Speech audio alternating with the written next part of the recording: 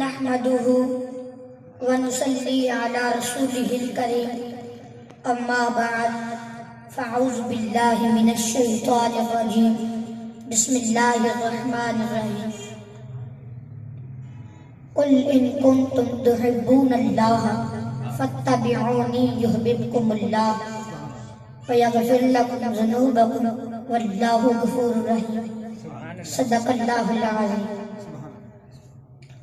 میرے نہایت ہی واجب الاحترام قابل ذکر احتشام بزرگوں دوستوں، السلام علیکم ورحمۃ اللہ وبرکاتہ۔ اللہ کریم کا لاکھ لاکھ شکر ہے کہ جس نے ہمیں اپنی یاد کا موقع عطا فرمایا۔ اللہ کریم سے دعا ہے کہ اللہ کریم مجھے حق بیان کرنے کی، آپ کو حق سننے کی اور ہم سب کو اس پر عمل کرنے کی توفیق عطا فرمائے۔ یہ اصال ثواب کی محفل ہے، ہم سب دعا کے لیے حاضر ہیں۔ اللہ کریم حضور کے ذکر کے صدقے بھائی محبوب صاحب کی والدہ محترمہ کے درجات بلند فرمائے۔ حضرات، میرے رب نے فرمایا کن، اے محبوب فرما دیجئے، ان کنتم تحبون اللہ، اگر تم اللہ سے محبت کرنا چاہتے ہو تو فتبعونی، بس آؤ میری پیروی کرو، یحببکم اللہ، اللہ تم سے محبت فرمائے گا، ویغفر لکم ذنوبکم، اور تمہارے گناہوں کو بخش دے گا، واللہ غفور رحیم، اور اللہ بخشنے والا رحم فرمانے والا ہے۔ اے محبوب آپ فرما دیجئے، اگر یہ لوگ اللہ سے محبت کرتے ہیں تو تمہاری پیروی کریں، تمہاری اطاعت میں آ جائیں گے تو میں ان سے محبت بھی کروں گا اور ان کے گناہوں کو بخش دوں گا۔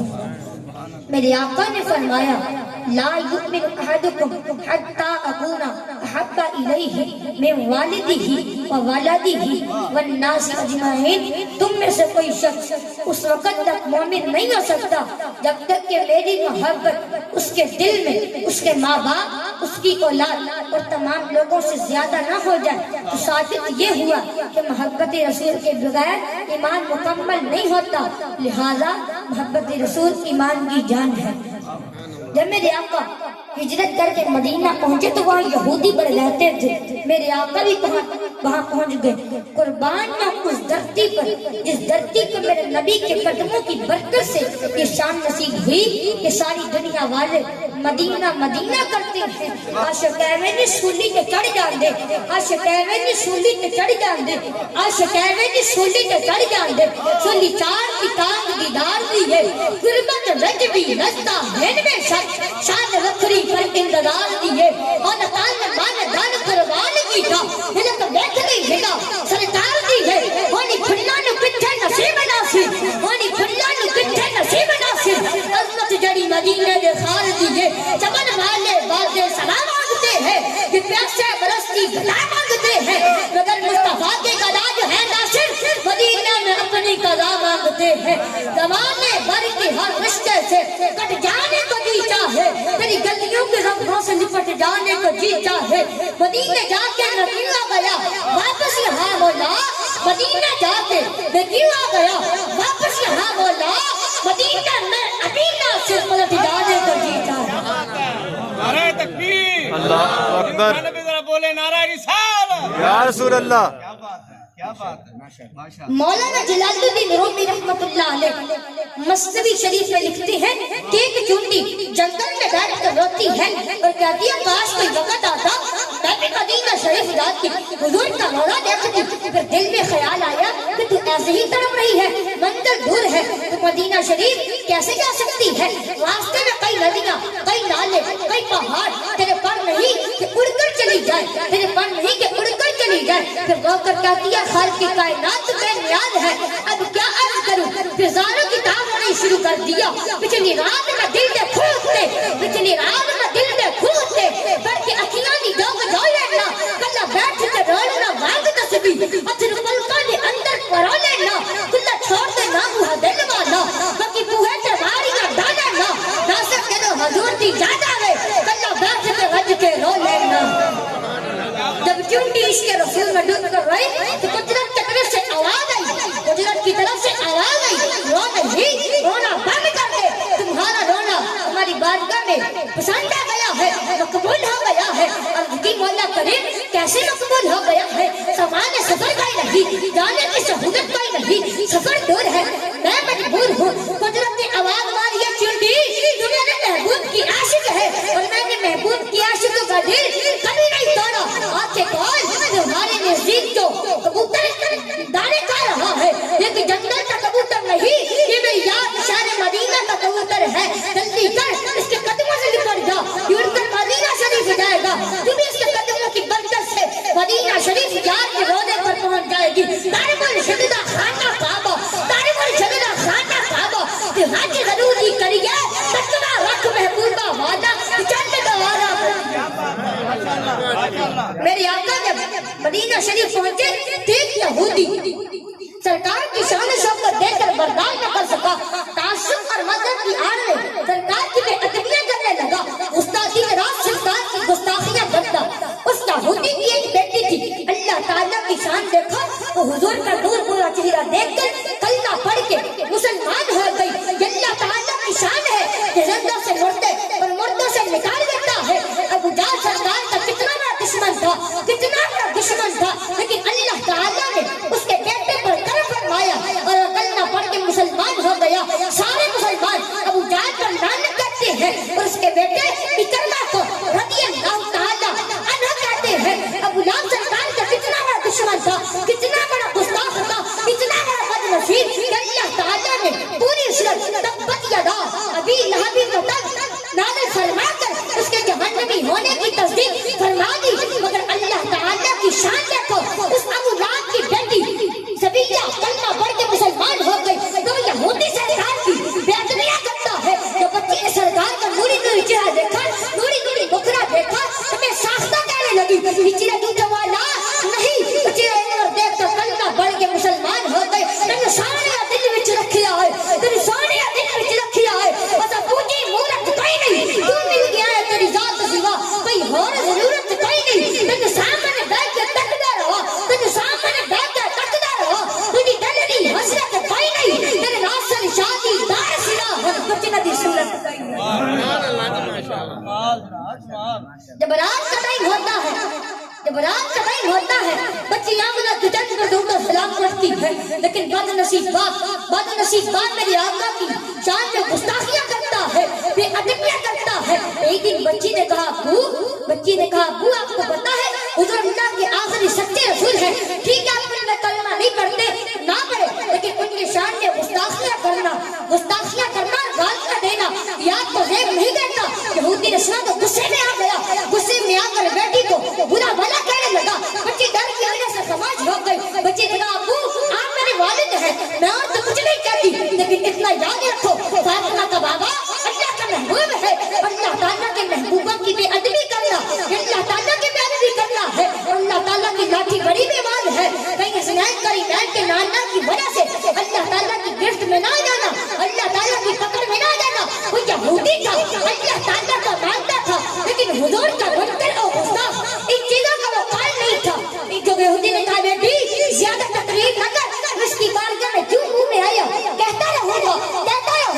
بچی سمجھ گئی کہ میرا باپ سرکار کی شان میں گستاخیوں سے باہر نہیں آ رہا، سرکار کی بے ادبی سے باہر نہیں آ رہا۔ اس نے آسمان کی طرف ہاتھ اٹھائے اور عرض کی اے خالق کی کائنات تو دیکھ رہا ہے میرا باپ تیرے محبوب کی بے ادبی سے باہر نہیں آ رہا، تو میرے باپ پر کسی کوئی ایسی مصیبت نازل کر کہ تیرے محبوب کی بے ادبی سے باہر آ جائے۔ اللہ تعالیٰ فرماتا ہے ماں باپ کے لیے رحمت کی دعا کرو، لیکن یہ بچی ماں باپ کے لیے بد دعا کر رہی ہے، کیوں؟ اس لیے کہ بتانا چاہتی ہے اے ماں باپ بعد میں ہے، اللہ اس کے رسول کی محبت پہلے ہے۔ یار میرا عشق میں جان چاہتا ہے، میرا عشق میں جان چاہتا ہے۔ بچی تھی اس نے باپ کی مصیبت کر لی ہے، میں دعا کر سکی، اگر باپ ہوتا بیٹا ہوتا تو ہو سکتا تھا بے ادبی کے نتیجے میں باپ پر ہاتھ اٹھاتا تھا۔ علامہ سیوطی لکھتے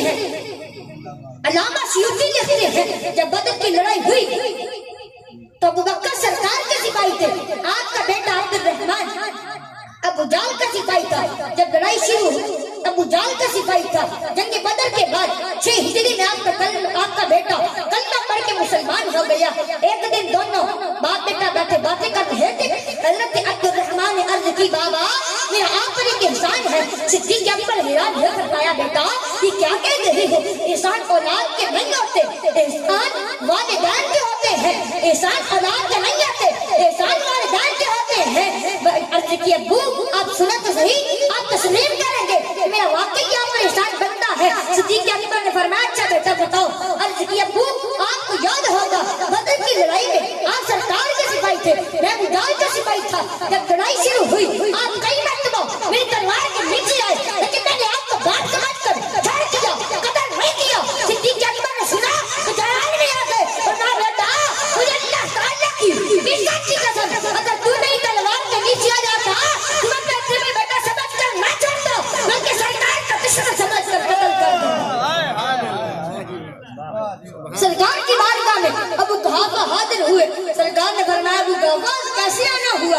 عرض کیا تو حد ہو گئی۔ مجھے ابو بکر نے تھپڑ مارا، جتنے لوگ کھڑے تھے کہنے لگے ابو بکر یہ کر نہیں سکتے، ابو بکر یہ کر نہیں سکتے، ابو بکر یہ کر نہیں سکتے۔ سرکار نے فرمایا جب ابو بکر کو بولا جناب سیدنا صدیق اکبر حاضر ہوئے، ہاتھ باندھے سر جھکائے کھڑے، سرکار نے فرمایا ابو بکر بات کو مارا۔ دوسری بار محبوب نے پھر فرمایا ابو بکر بات کو مارا۔ تیسری بار محبوب نے فرمایا بولتا کیوں نہیں، بات کو مارا۔ صدیق اکبر نے سر اٹھایا تو آنسوں پہ قطرے داڑھی پر گر رہے تھے۔ عرض کیا آقا بات کو مت تلوار پکڑے میں ٹکڑے ٹکڑے کرتے یا کٹ مروں گا، پر بات کیا کہ بول لوں گا نہیں، اسے تو مجھے کاٹ ڈالے مار ڈالے، اور آپ کے بارے میں بات نہ کرے۔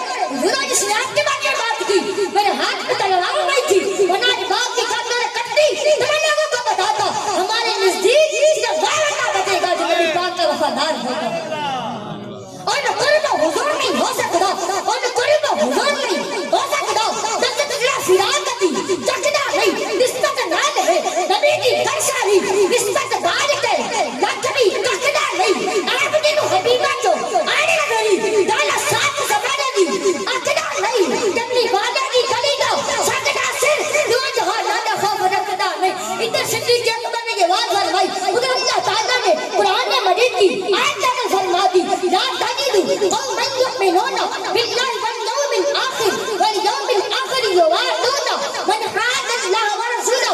اے میرے محبوب آپ نہیں پائیں گے ایسی قوم جو ایمان رکھتی ہے اللہ پر اور قیامت کے دن پر، پھر وہ محبت کے ان سے جو مخالفت کرتی ہے اللہ کی اور اس کے رسول کی، ولو کانوا آباءہم او ابناءہم او اخوانہم او عشیرتہم، چاہے وہ مخالفین ان کے باپ ہو یا ان کے فرزند ہو یا ان کے بھائی ہو یا ان کے خاندان والے ہو، اولئک کتب فی قلوبہم الایمان، کہ وعدہ ہے ان کے دلوں پر اللہ نے ایمان نقش کر دیا ہے۔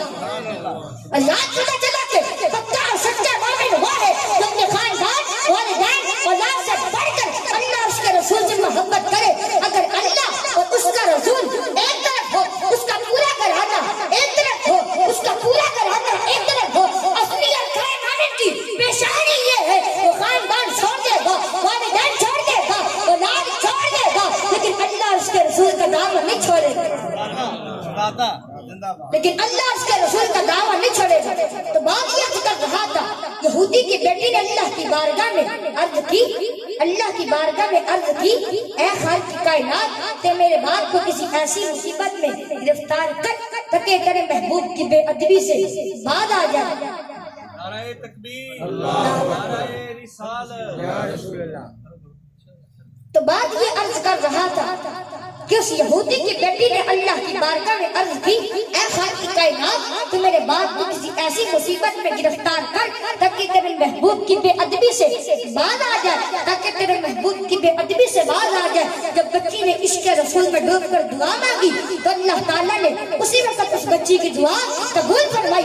رات کو یہودی سویا، صبح اٹھا تو اندھا ہو چکا تھا، آنکھوں کا نور ختم ہو چکا تھا۔ یہودی روتا ہے، چیختا ہے، کہتا بیٹی میری آنکھوں کا نور ختم ہو گیا ہے، میں نبینا ہو گیا ہوں، میری آنکھیں درد سے پھٹ رہی ہیں۔ بچے نے کہا ابو میں کہتی تھی نا کہ اللہ تعالیٰ کے محبوبوں کی بے ادبی نہ کیا کر، نہیں تو اللہ تعالیٰ کی پکڑ میں آ جائے گا۔ یہودی رو کے کہنے لگا بیٹی میں تڑپ رہا ہوں، تو تانے دے رہی ہے، جلدی کر کوئی حکیم کو لا، کوئی طبیب کو لا تاکہ مجھے آرام آ جائے۔ مدینہ شریف کے کئی حکیم آئے، کئی ڈاکٹر آئے، لیکن کسی کے دوائی نے اثر نہ کیا۔ اللہ دوائی نے اثر کرتی بھی کیسے، دوائی نے اثر کرتی بھی کیسے؟ وہ جسمانی بیماری نہیں تھی، وہ روحانی بیماری تھی، وہ روحانی بیماری تھی۔ اب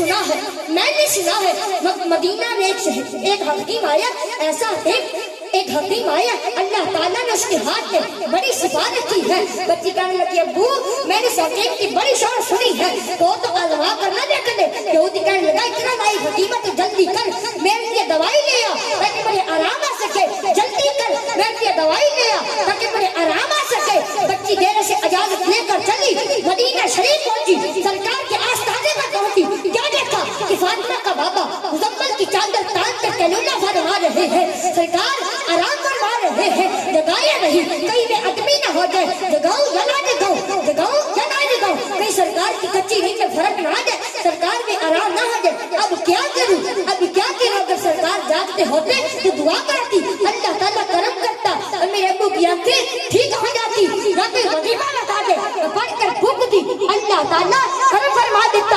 اب کروں کیا، اب کروں کہ سرکار آرام فرما ہے، جگانا نہیں کہیں میں ادمی نہ ہو جائے۔ آخر میں جانے کا پروگرام بنایا تو اس کی نظر حضور کے نالان میں مقدس پر پڑی، حضور کے نالان میں مقدس پر پڑی، سرکار آرام فرما ہے، جگایا نہیں کہیں میں ادمی نہ ہو جائے۔ دل میں سوچنے لگی اب کیا کروں، خیال آیا مگر اگر ایسی خالی چلی گئی تو باپ کو کیا جواب دوں گی، کہیں وہ ناراض نہ ہو جائے۔ ابھی سوچ ہی رہی تھی کہ اس کی نگاہ حضور کے نالان میں مقدس پر پڑی، حضور کے نالان میں مقدس پر پڑی، اس نے حضور کے مقدس جوڑا اٹھایا، کون سا جوڑا جس کے بارے میں مولانا حسن رضا فاضل بریلوی رحمۃ اللہ علیہ فرماتی ہے سر پر رکھنے کو مل جائے گا نال پاک حضور، پھر کہے کہ ہاں تاجدار ہم بھی ہیں، پھر کہے کہ تاجدار ہم بھی ہیں۔ بچی نے حضور کا نالین میں مقدس اٹھایا، حضور کا جوڑا اٹھایا، ان کے قدموں سے لگنے والی مٹی کھرچ کر دوپٹے کے پلو میں باندھ لی۔